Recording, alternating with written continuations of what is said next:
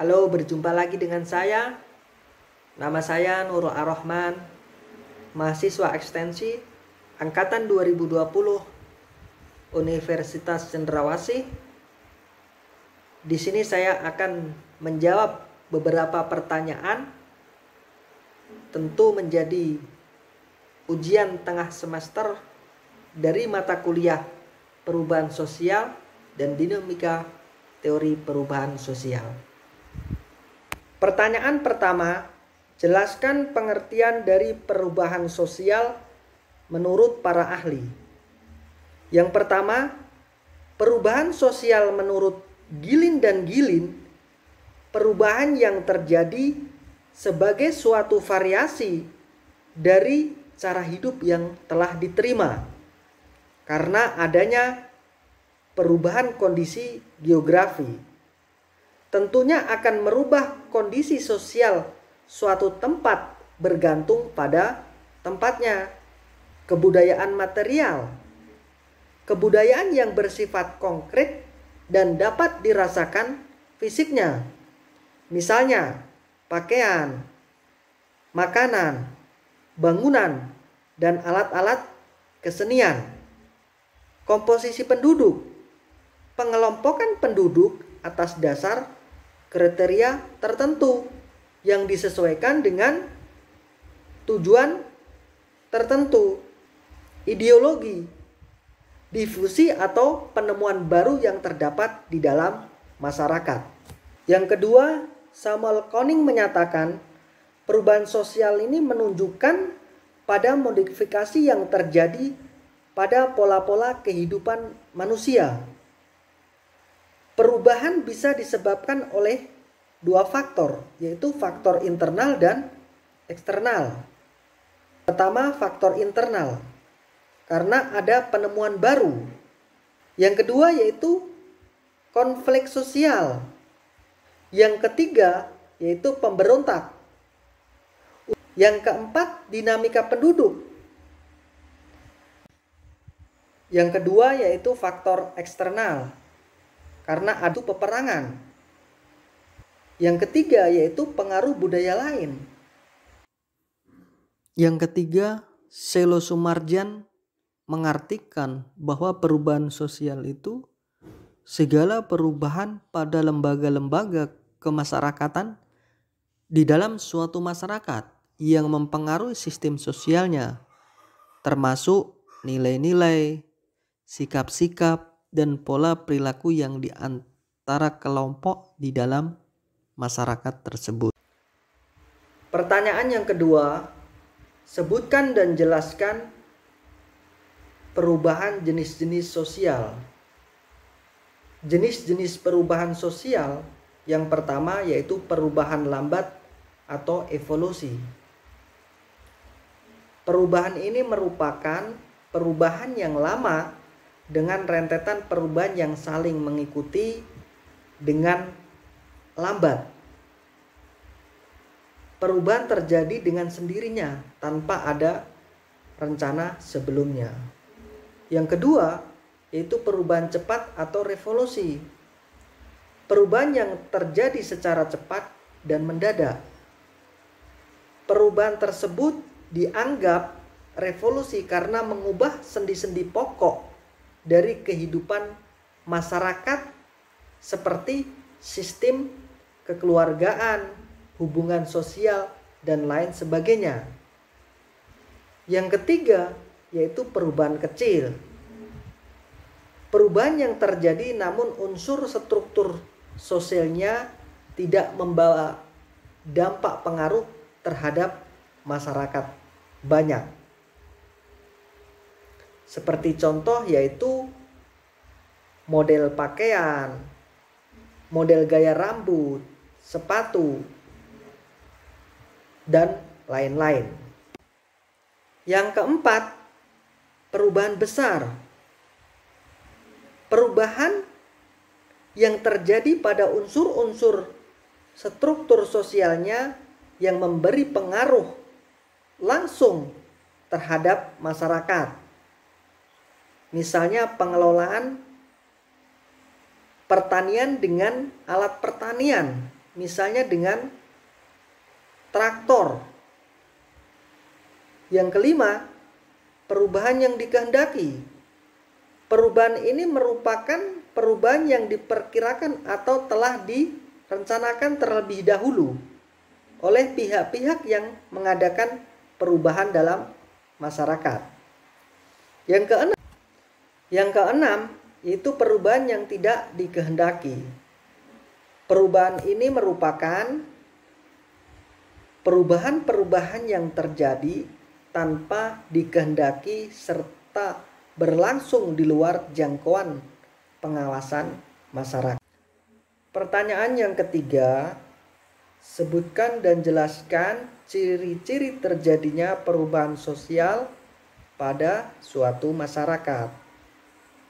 Ciri-ciri perubahan yang terjadi pada masyarakat itu perubahan selalu terjadi, baik secara lambat maupun cepat. Masyarakat tidak ada yang berhenti berkembang.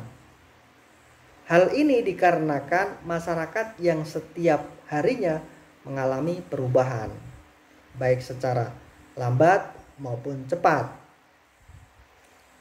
Perubahan di lembaga sosial tertentu akan diikuti perubahan di lembaga-lembaga lain. Ciri-cirinya, jika terdapat perubahan di sebuah sistem atau lembaga masyarakat, di lingkup tertentu, lembaga lain yang ada di sekitarnya pun akan mengalami perubahan juga. Terjadi di mana-mana. Tempat terjadinya perubahan sosial bisa di mana saja, mulai dari masyarakat desa hingga kota. Meski dengan tingkat perubahan yang bisa jadi berbeda antara suatu tempat dengan tempat yang lain.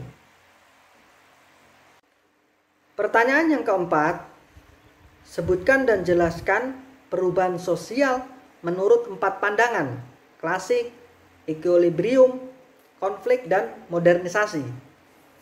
Teori-teori klasik terhadap perubahan sosial telah dibahas oleh 4 pandangan dari tokoh yang terkenal.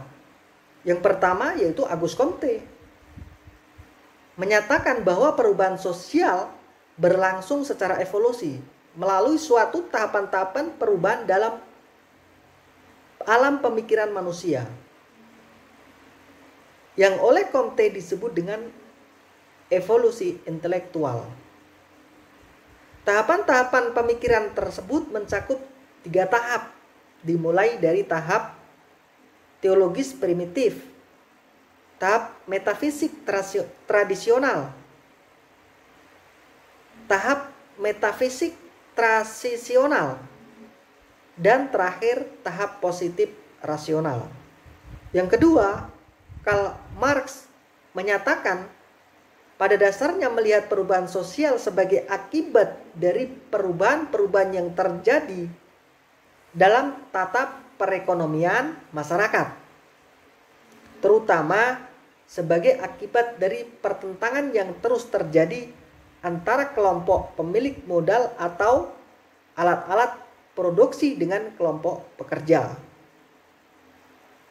Yang ketiga, Emil Durkheim melihat perubahan sosial ini terjadi sebagai hasil dari faktor-faktor ekologis dan demografis yang mengubah kehidupan masyarakat dari kondisi tradisional yang diikat solidaritas mekanistik ke dalam kondisi masyarakat yang modern yang diikat oleh solidaritas organistik.